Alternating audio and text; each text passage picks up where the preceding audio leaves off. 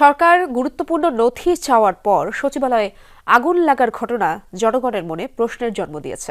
গতকালই আমরা সংবাদপত্রে দেখেছি যে একটি সরকার কয়েকটি গুরুত্বপূর্ণ নথি চেয়ে পাঠিয়েছে সরকারের পক্ষ থেকে। এই নথি চাওয়ার পরেই গতকাল গভীর রাতে এই আগুন, এটা জনমনে বিরাট প্রশ্ন দেখা। রাজধানীর সেগুনবাগিচায় সচিবালয়ের ৭ নম্বর ভবনে ঘটেছে ভয়াবহ অগ্নিকাণ্ড। নিয়ন্ত্রণে কাজ করছে ফায়ার সার্ভিসের ১৯টি ইউনিট। রাত ১:৫২ ওই ভবনে আগুন লাগে। আগুনের খবর পেয়ে ঘটনাস্থলে পৌঁছান ফায়ার সার্ভিস কর্মীরা। রাত থেকে আগুন নেভানোর চেষ্টা চালিয়ে যাচ্ছেন ফায়ার ফাইটাররা। শুরুতে আগুন নিয়ন্ত্রণের জন্য ৮টি ইউনিট কাজ শুরু করে, তবে ভয়াবহতা বাড়তে থাকলে পরে আরও 10টি ইউনিট যুক্ত হয়। অগ্নিকাণ্ডের ফলে পুরো সচিবালয় এলাকা কালো ও ঘন ধোঁয়ায় ঢেকে গেছে। ষষ্ঠ, সপ্তম, অষ্টম ও নবম তলায় ছড়িয়ে পড়েছে আগুন। এখনও জানা যায়নি আগুন লাগার প্রকৃত কারণ। ঘটনাস্থলে ফায়ার সার্ভিসের পাশাপাশি সেনাবাহিনী, পুলিশ, বিজিবি, র্যাব। আগুন নিয়ে কিন্তু যারা সচিবালয়ে কাজ করেন, যারা কর্মকর্তা আছেন, কর্মচারী আছেন, তারা কিন্তু সন্দেহ প্রকাশ করেছেন এবং তারা বলছেন যে এই আগুন পরিকল্পিত হতে পারে। গতকাল যেহেতু বড়দিনের বন্ধ ছিল, এই সচিবালয় খোলা ছিল না এবং এই বন্ধের দিনে এইভাবে করে একটি ভবনের অধিকাংশ কক্ষ পুড়ে যাবে বা এইভাবে আগুন লাগবে, আসলে সেটি নানান প্রশ্নের উদ্বেগ করে।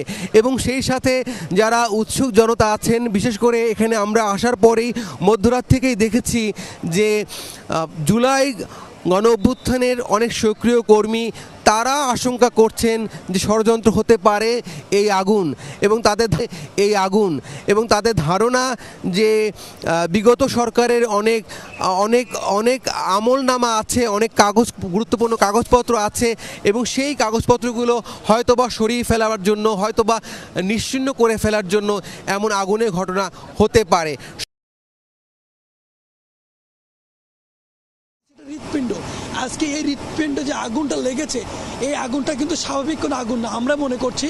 কারণ কারেন্টে যদি আগুনটা লেগে থাকে তাহলে একটা জায়গায় লেগে থাকবে, কিন্তু আগুনটা লেগেছে প্রত্যেকটা স্পটে জায়গায় জায়গায়। হাসিনার দোষর যারা আছে তাদের এখানে ষড়যন্ত্র আছে। কারণ আমরা যদি দেখি যে বিগত সাল বা বিগত দিন আগুন লাগলো না, আজকে প্রশাসন কাটার বা মিটিং করার পরে আগুন লাগলো, অবশ্যই হয় প্রশাসন কাটার থেকে অথবা দোষরদের মধ্যে কেউ ইন্ধন যোগাইছে। বাংলাদেশের একটা হৃৎপিণ্ড ফুলে যাচ্ছে, এটা যদি নিয়ন্ত্রণে নামতে না পারে, ফায়ার সার্ভিসের হেলিকপ্টার, আর্মিদের হেলিকপ্টার, পুলিশের হেলিকপ্টার, এরা বসার আগে কি লাভ? ইনস্ট্যান্ট যদি এত বড় একটা কাজ যদি এটা তাদেরও আসলে এক ধরনের কিভাবে এই ধরনের ঘটনা ঘটলো, কারণ সচিবালয়ে এর আগে এত বড় ঘটনা কখনো ঘটেনি। এবং কিছুক্ষণ আগে এখানে স্বরাষ্ট্র উপদেষ্টা ব্রিফ করেছেন এবং তিনি যেটি বললেন যে এখানে ফায়ার সার্ভিসের যে ইউনিট ছিল সচিবালয়ে তারা তাৎক্ষণিক কাজ শুরু করেছিল বলা সম্ভব নয়। তবে তার আগে ফায়ার সার্ভিসের পক্ষ থেকে যেই বিষয়টি বলা হয়েছিল এবং এখানে যারা সচিবালয়ে এই দপ্তরগুলোতে কাজ করেন বিভিন্ন জনের সঙ্গে আমাদের কথা হয়েছে, তারা যেটি বলছেন যে যেহেতু আগের দিন বন্ধ ছিল, গতকালকে বন্ধ ছিল, তার আগের দিন যে যার মতো তাদের দপ্তরগুলো বা দপ্তরের কাজ শেষ করে বন্ধ করে দিয়ে চলে গিয়েছিলেন। এর মধ্য দিয়ে আসলে কি ঘটনা ঘটেছে সেটি আসলে কারোরই জানা থাকার কথা নয়।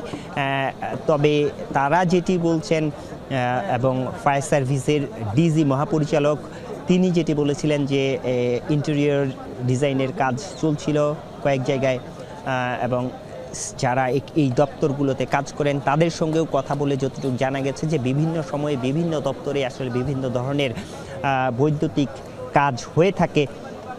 সেই জায়গা থেকে আসলে এই ধরনের দুর্ঘটনা ঘটে থাকতে পারে কিনা সেটিও হতে পারে। এবং ফায়ার সার্ভিসের যে মহাপরিচালক তিনি বলেছেন যে বৈদ্যুতিক শর্ট সার্কিট থেকে যদি এই আগুন হয়ে থাকে, যেহেতু বড় একটি ভবন, এই ভবন থেকে দ্রুততার সঙ্গে বৈদ্যুতিক তারের মাধ্যমে আগুন দ্রুত চারদিকে ছড়িয়ে পড়তে পারে। সেইটি হয়তো হয়ে থাকতে পারে যদি অন্য কোনো কারণ নয়, তবে সেটি তদন্তের বিষয়, তদন্তের পরেই আসলে সব কিছু বলা যাবে। তবে এখন পর্যন্ত যেই বিষয়টি স্বস্তির কথা যে আগুন পুরোপুরি নিয়ন্ত্রণে নির্বাপন হয়েছে, 8টা 5-এ পুরোপুরি নিয়ন্ত্রণ ফায়ার সার্ভিসের পক্ষ থেকে বলা হয়েছে।